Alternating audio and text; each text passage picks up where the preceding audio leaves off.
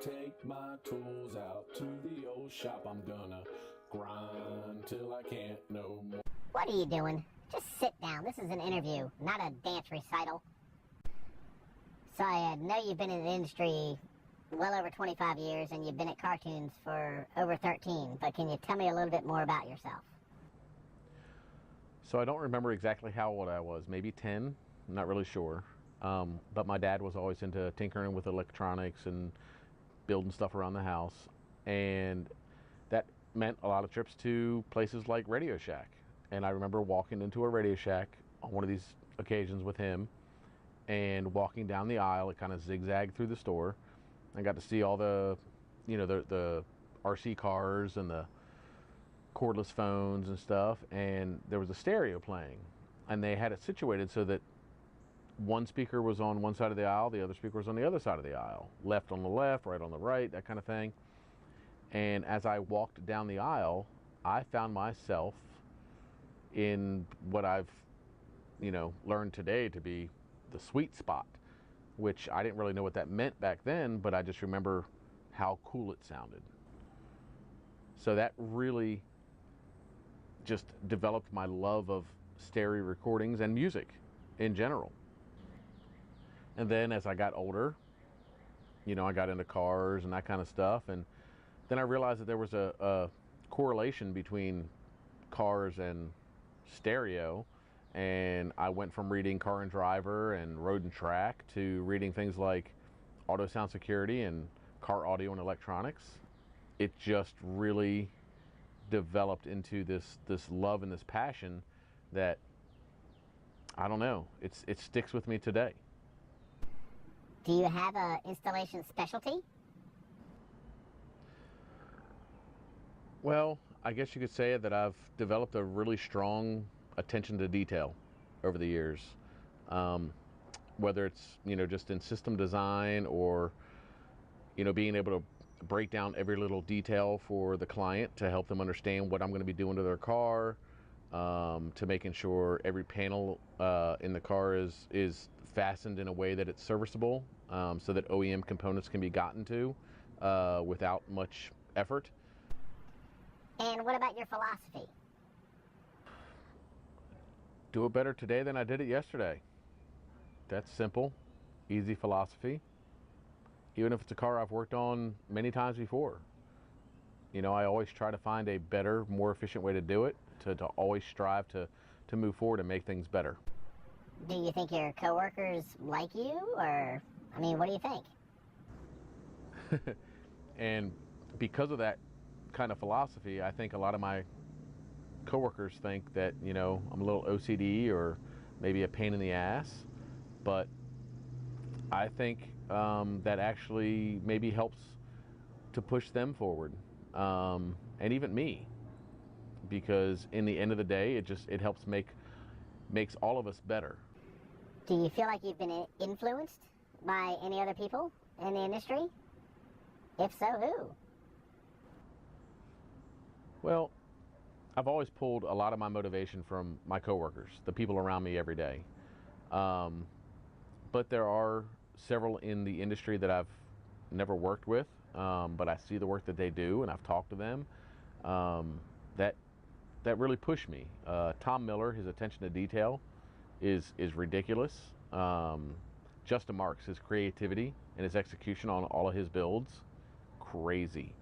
Jeremy Carlson, the techniques he's developed, and his design work and his execution, that motivates me, to push me to be the best that I could possibly be. And what do you find challenging, on a day-to-day basis? Challenges. You want to ask me about challenges? My challenge, or my biggest challenge over the past year, or probably over my career, has always been leaving work at work, so that I can enjoy a home life. And it's been tough. So, I get up in the morning early, and one of the first things I do is I check the Facebook groups that I'm in and see if anybody's got questions or anybody's figured out something new about something. I just read through them. I have a very supportive wife and family, and they know that, my work is very important to me. But there are times when it's like I'm at home and I want to spend a lot of time, answering questions or taking phone calls or messaging somebody, trying to help them out, or asking them a question that they might be able to help me out with. And I'm sure it bugs them sometimes, and so I try to keep because I now have a 4-year-old son, so he does require more of my attention, and because of that, I try to at least hold off on work activities and things like that until at least after he's gone to bed. But it's a challenge that I am overcoming, but it's slow going, so we'll see how it transpires. What do you think about your store culture where you work at Cartoons?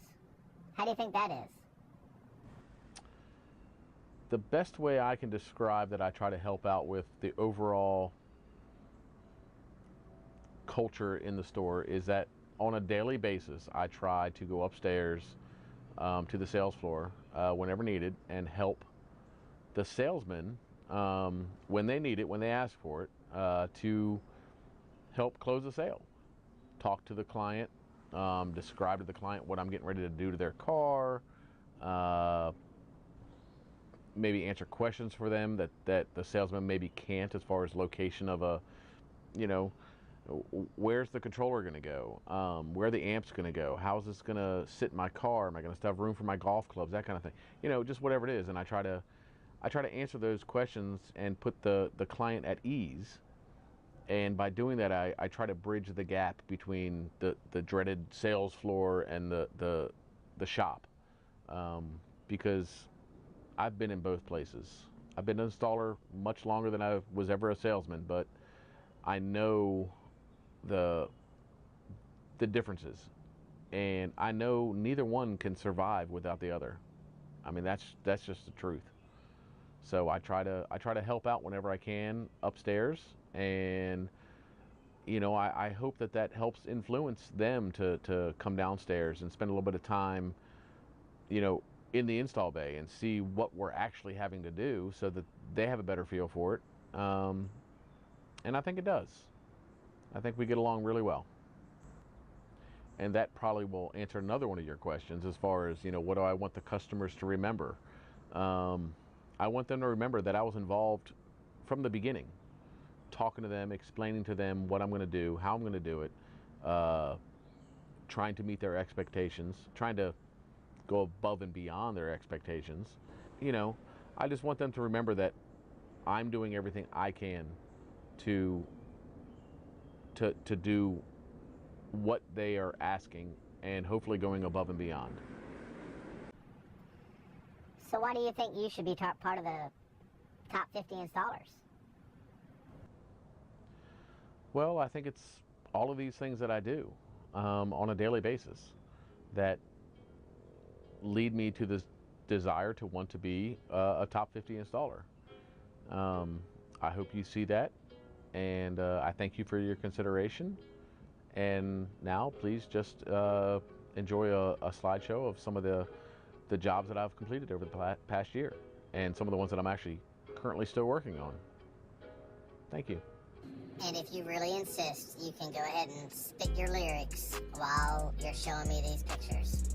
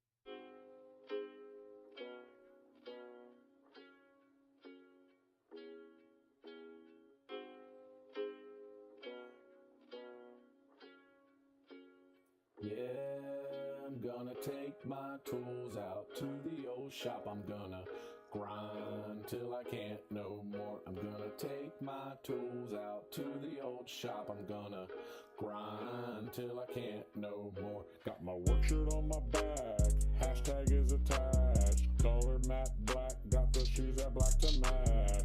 Grinding on this car, gonna whip this Porsche, all day in the shop, time to chill up on the porch. Now I just wanna build something, just build something. I just wanna build something, just build something. Grinding all day long, so I did this song. Over quarter century, never did it feel wrong. Cartoons is my family, Beamers or Mercedes, Lambos or Ferraris, don't matter what they give me. I just wanna build something, just build something. I just wanna build something.